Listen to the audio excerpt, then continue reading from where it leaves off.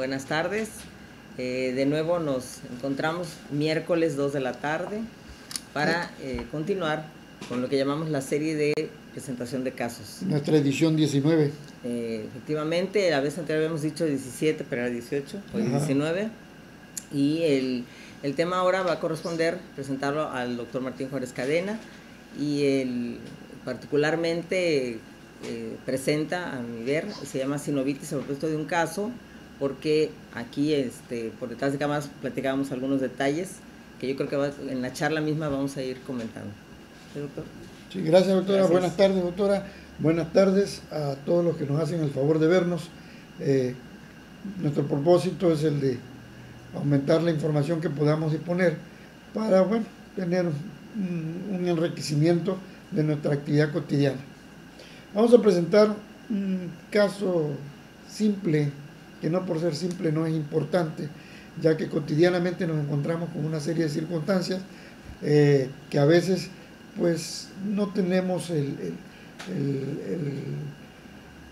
la cantidad de información suficiente como para poder tener ser eficientes y tener toda la información correcta. La sinovitis a propósito de un caso. La sinovitis a propósito de un caso se trata de femenina de 24 años que acude a la consulta por presentar una protuberancia en la cara medial de la extremidad inferior, en el pie izquierdo. No le duele, es fija, aumenta y disminuye discretamente con algunos cambios de posición, pero más bien ella acude a consulta con su médico por cuestión estética, porque realmente no le causa mayor problema, tan así que no sabe exactamente desde cuándo lo tiene. Nos las canalizan para su caracterización con un diagnóstico clínico de quiste sinovial versus lesión venosa.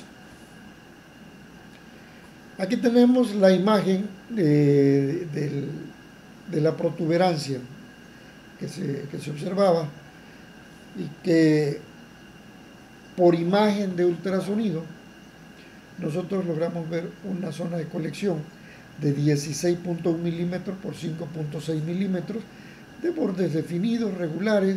Se aprecia realmente un discreto engrosamiento de la pared y la referencia anatómica está entre el hueso navicular y el cuneiforme medial.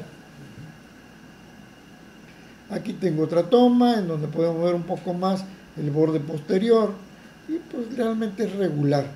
Se ve como una forma de saco. Haciendo el rastreo un poquito más lateral, nos damos cuenta que ese saco proviene de la unión entre estos dos huesos y que nos llena esta cavidad. O sea, prácticamente procedería de aquí el líquido y se extendería hasta esa zona de acá. Aquí tenemos la imagen en tiempo real. Si podemos darnos cuenta por la irregular de la zona, tuvimos que usar una bolsa de acoplamiento porque de manera directa la imagen se dificultaba mucho.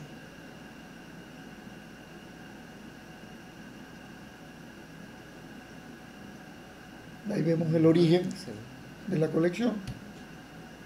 Otra toma, un poquito más axial y más dirigida a la zona de origen de la colección.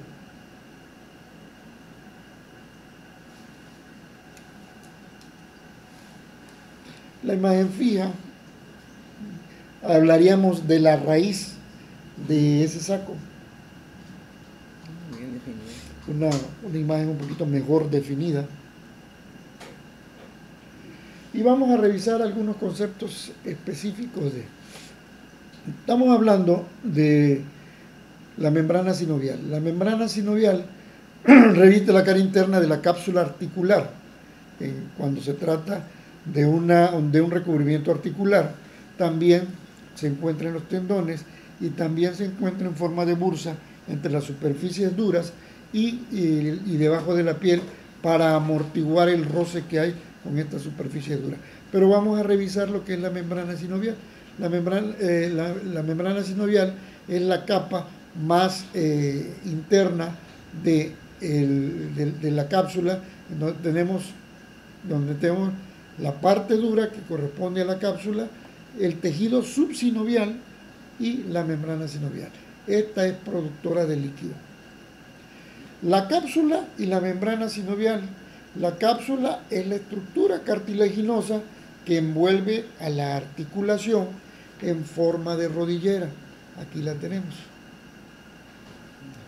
Aquí tenemos, esto es en el caso de la rodilla. Y que envuelve a la membrana sinovial. La membrana sinovial secreta un líquido transparente y pegajoso alrededor de la articulación para lubricarla. Gracias, licenciado. Y a esto se le llama líquido sinovial. Algunas personas, algunas escuelas, al líquido sinovial lo comparan con la clara de huevo, con esa consistencia que es líquida, pero es bastante gelatinosa. Aquí tenemos una representación del grupo de anatomía de la Universidad de Nuevo León, en donde ellos presentan esquemáticamente aquí los tres tipos de sinoviales que hay: la sinovial tendinosa, la sinovial articular y la sinovial que hay fuera de las articulaciones y fuera de los tendones. Y aquí tenemos cómo se observa la tendinosa, la articular y la extraarticular. Se interponen a menudo como tendón y hueso, como tendones y articulación, o piel y hueso, para disminuir la fricción entre las superficies.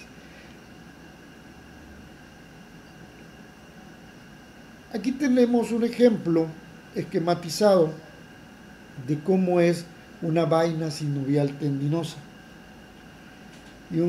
Y se refieren que están unidas a través de una vaina fibrosa al periósteo, al hueso compacto, pues, y aquí se fijan para formar un túnel osteofibroso que nos da un pie a que haya un recubrimiento de la vaina fibrosa por la cubierta sinovial. Este revestimiento sinovial del túnel y la cubierta sinovial del tendón, que es donde se hace una reflexión de la membrana sinovial. Aquí tenemos un ejemplo de lo que son las bursas, y también para tener el criterio de la terminología que comúnmente se usa cuando se refieren a zonas que están protegidas por una bolsa sinovial del roce del hueso con las superficies externas. Entonces, estas bursas, cuando se inflaman, nos causan el mismo efecto de un aumento del líquido sinovial, y que se conoce como bursitis. La otra terminología que también es muy común es la tendinitis, que nos está hablando de un proceso inflamatorio de diversos orígenes de los tendones, generalmente traumáticos, y que también tenemos que considerar que no necesariamente todos los procesos inflamatorios del tendón son procesos inflamatorios francos de la sinovial. Puede haber tenosinovitis, que es el proceso inflamatorio del tendón, y proceso inflamatorio también de la sinovial, o puede ser también un proceso inflamatorio de la sinovial sin que haya hasta ese momento una actividad inflamatoria del tendón, y eso sería lo que realmente es una sinovitis. En el caso que nos ocupa, nosotros consideramos que es una sinovitis o ganglión, también conocido, porque es el acúmulo de líquido de una superficie articular. Una superficie articular que en este caso es una artrodia. Teníamos ciertas dudas en cuanto a que este tipo de articulaciones estuvieran cubiertas por sinovial. Lo consultamos con el doctor Magaña, nuestro compañero traumatólogo, y nos confirmó que realmente estas articulaciones también tienen sinovial. Entonces, El caso que nos ocupa es de una artrodia entre los huesos cuneiformes y el navicular. De allí se origina un proceso inflamatorio de la sinovial y nos genera la colección que demostramos. Otros conceptos que me pareció importante que revisáramos, como los conceptos que emite la Universidad Católica de Valparaíso, en donde habla que en las articulaciones sinodiales hay estructuras que son estructuras que permiten un menor encaje de la superficie articular. Ese es repetitivo, pero bueno, es otra forma de ver. Y también nos mencionan otras estructuras que, ya que estamos en el área de articulaciones, bueno, vale la pena mencionar, como son los discos, los meniscos y los labros, que están muy asociados a esto, especialmente cuando se hacen exploraciones de estructuras lesionadas por trauma, especialmente rodilla, especialmente hombro y cadera. Estas formaciones estas formaciones son de tejido conjuntivo fibroso y fibrocartilaginoso que carecen de membrana sinovial, a diferencia de la articulación como tal, ¿no? A diferencia de la cápsula, y tienen un extremo libre, mientras que en los discos articulares no existen. Los labros se insertan en el borde de una cavidad, haciéndola más cóncava como la glenohumeral. Las sinoviales. Las sinoviales, hay una serie de clasificaciones, y en este caso encontramos ya lo que nos había confirmado el doctor Magaña, que hay sinoviales artrodias, en donde solamente hay un deslizamiento de superficies planas, y hay otras esferoidales en artrosis, ginglimoide, bisagra o troclares, y condilias, con sus características cada una de ellas. Otras, como zonas de pivote, que tienen su función. Y ya luego revisamos la sinovial. ¿Qué es el líquido sinovial? ¿No? El líquido sinovial es un líquido isotrópico que su principal función es servir como lubricante en una articulación, en una vaina de un tendón o en una bursa, y consiste principalmente de mucina con algo de albúmina, grasa, epitelio y leucocitos, y ayuda a que el cartílago articular avicular se nutra. Hablaba hace rato de que puede haber sinovitis sin alteración tendinosa, o sea, porque la etiología puede ser diferente. Es una inflamación crónica, la sinovitis crónica de la membrana sinovial de una articulación, y son tipos de sinovitis crónica: la sinovitis purulenta y la sinovitis serosa crónica. Existe otra clasificación, que es la sinovitis dendrítica, que es una variedad de sinovitis en la que se desarrollan vellosidades dentro del saco sinovial. O sea, que podríamos ver dentro del saco sinovial ya unas vellosidades por un problema dendrítico crónico. No necesariamente nada más la cápsula llena de líquido. La sinovitis fungosa, en el caso de una sinovitis tuberculosa, está caracterizada por formaciones de fungosidades dentro de la cavidad líquida.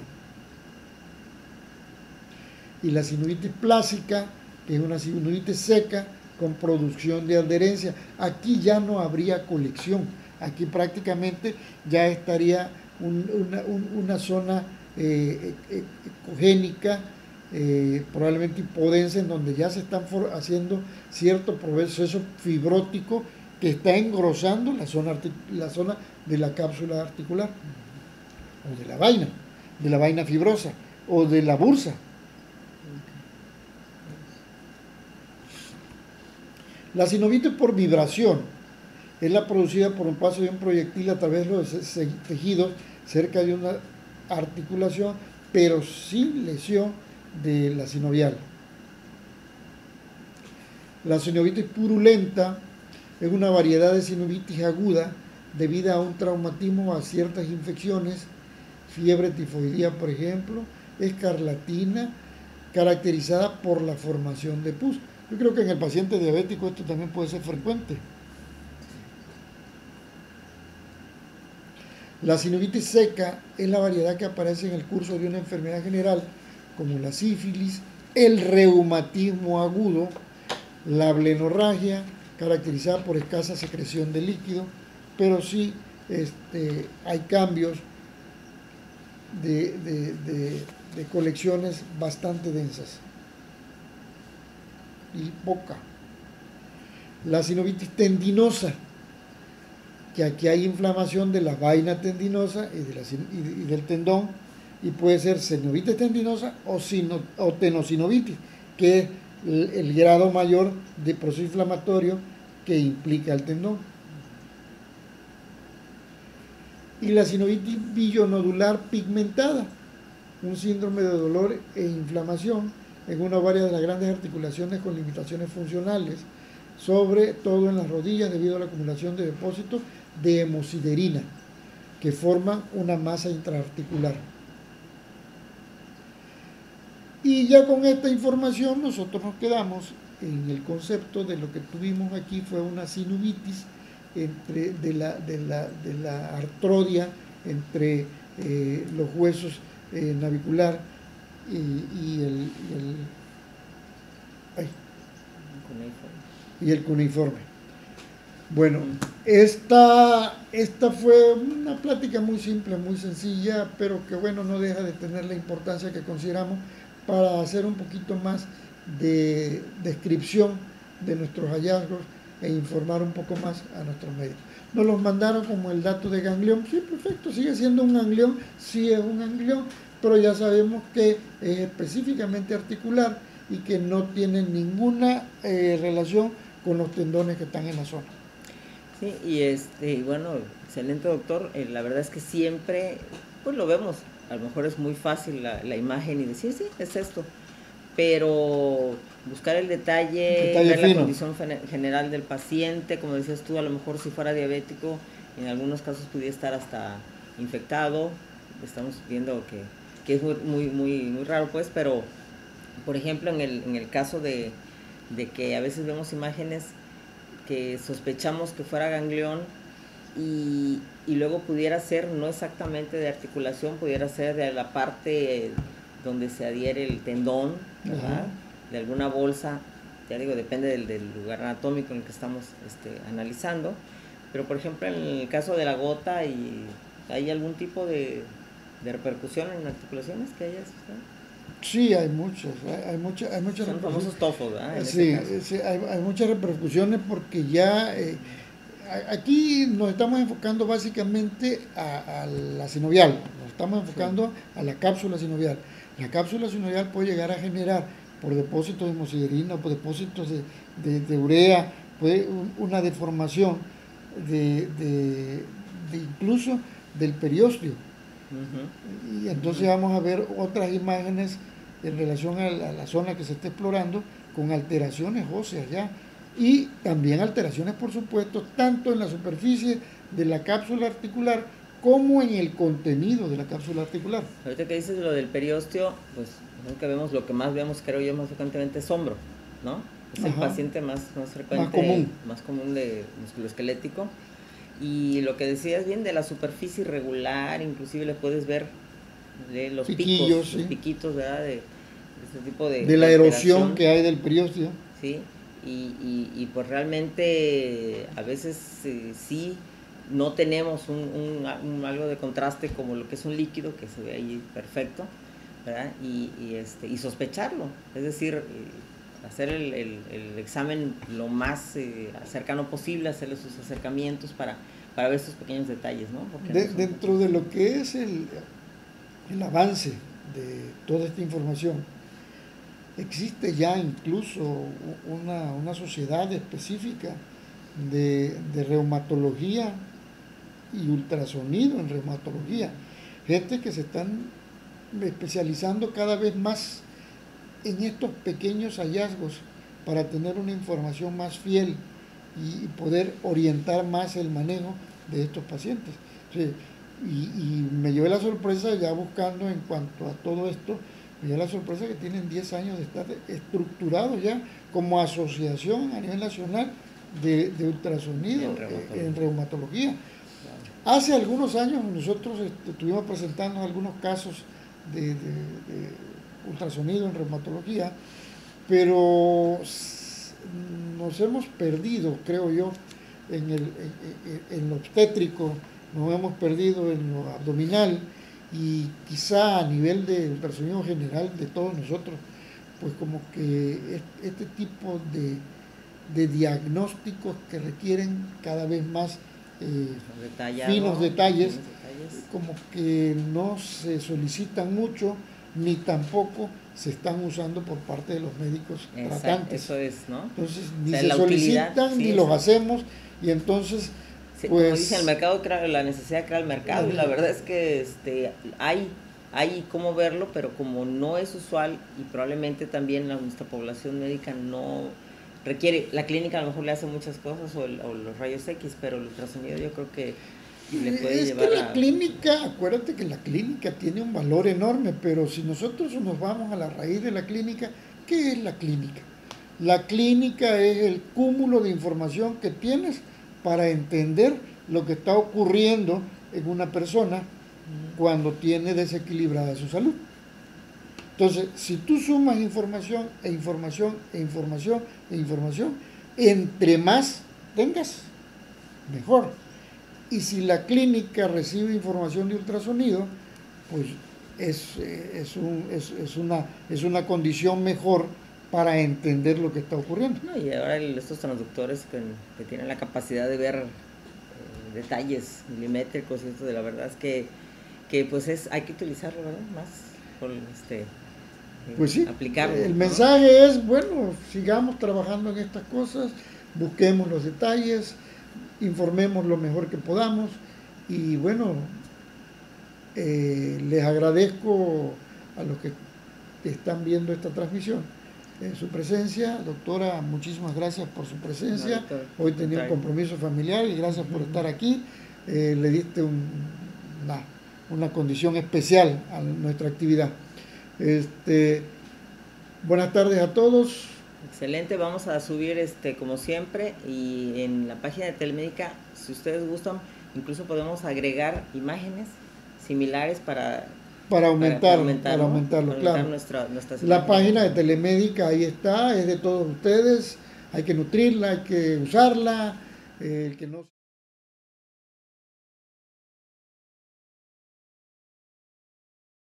Entonces, nos despedimos, buenas tardes, con esta edición 19 de miércoles a las 2 de la tarde de la serie de Telemédica Ultrasonido.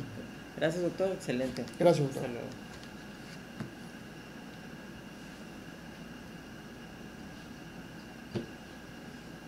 24 minutos. Ya. Simple.